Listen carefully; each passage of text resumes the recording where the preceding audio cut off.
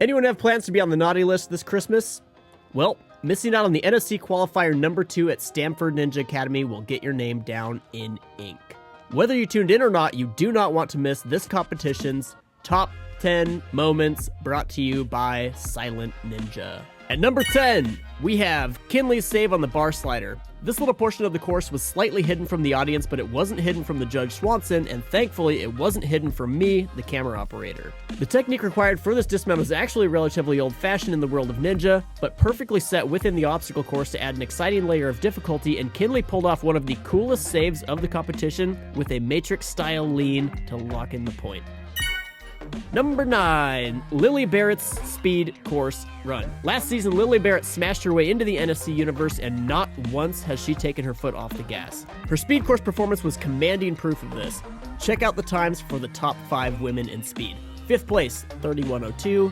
4th place, 30.4. 3rd place, 29:96. 2nd place, 28:15. Lily Barrett, 24:43. In a speed course, 4 seconds is an eternity. Number 8, Zack Keenan links the boards. During the open course, what could be considered the first miniature headache was a sequence of components that required a very specific lâché technique, immense strength, near perfect timing, reaction time, and a ton of commitment. Zack Keenan decided not only was he going to link the most difficult portion of the obstacle, but he was going to slaughter his way through the rest of the course, clinching a spot in the finals for day 2. Number 7, Alright.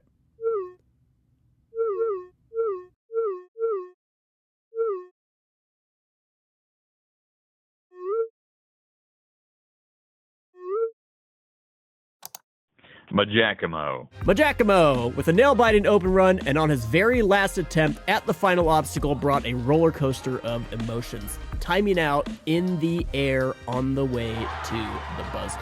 He didn't let this faze him and fought his way to 6th place at the end of the day, which is an insane accomplishment in an NFC. Number 6, Avery gets redemption on herself on the last open obstacle during the hybrid run. Avery was on a mission during her open run all the way until the last dismount of the last obstacle, and straight up did not look at the dismount platform. No joke, had one of the most powerful runs of the competition, catches the final component, throws a massive smile on and dismounts into the middle of nowhere.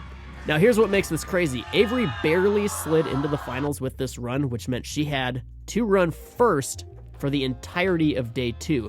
However, she still ended up advancing to every single round and finished the competition in 8th place. Should have looked how far the dismount was. Number 5, Adelina demonstrates that she's made of actual iron. Listen to this heart-stopping slam when she doesn't quite unhook the ring from the hook above her. Okay, now listen to this one.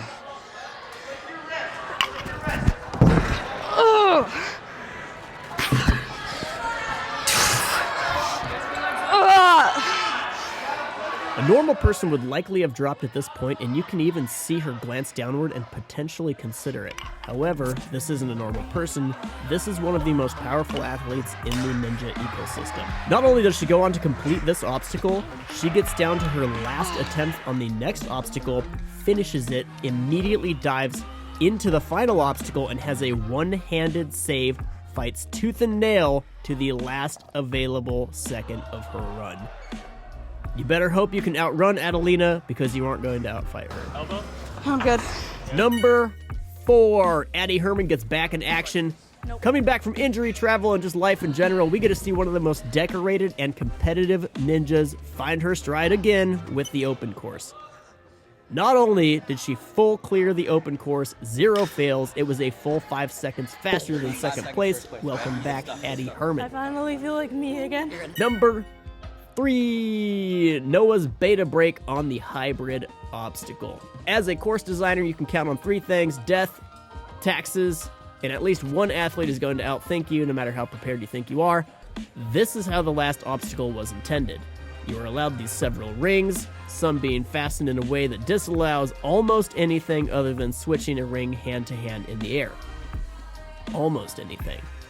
Noah had an enormous hack on the second to last hybrid obstacle, eliminating 50% of a brand new move going on to place 4th in the open course and 3rd overall, qualifying for the championship. Number 2, Jackson Erdos, and all of his runs, and holy cow, did he deserve a giant W. Jackson ripped through a ridiculously difficult open course, landing him in a great spot for the finals on day 2. The tear wasn't over, as he went on to take 2nd in the hybrid, an untouchable 1st in the speed course, and 2nd place in the burnout, securing him an uppercase W. This competition took him from his worst performance to his best performance, and man oh man do I like seeing this dude win. Number 1, Cara McCarthy. If you watched this competition at Stamford, you knew this was coming. This was perhaps the most eruptive performance in someone's inaugural NSC run. We spoke previously about run order versus performance and the massive advantage running late tends to have. Listen up, there were 120 competitors and Cara ran 7th. Not only did she run before any of the ranked athletes in the qualifying open course, she finished with 0 fails, 45 seconds to spare, and only slightly bested at the very end of the day by a few seconds to a previous world champion.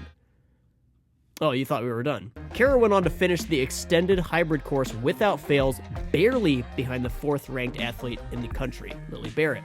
She then went on to take 4th in speed and then won the burnout with a full clear, 20 seconds faster than 2nd place. Here's a fun soundbite. Cara was the earliest runner of the competition to make it to finals and the only athlete to finish the competition without a single fail. She never heard Swanson count down while the resetter scrambled to get things set. She never held her breath and hoped for the best on her last attempt. Not once did she have to sprint to make up lost time. All she did was show up, finish every obstacle she touched, stand on the highest point of the podium, and secure that sweet, sweet NSC bag.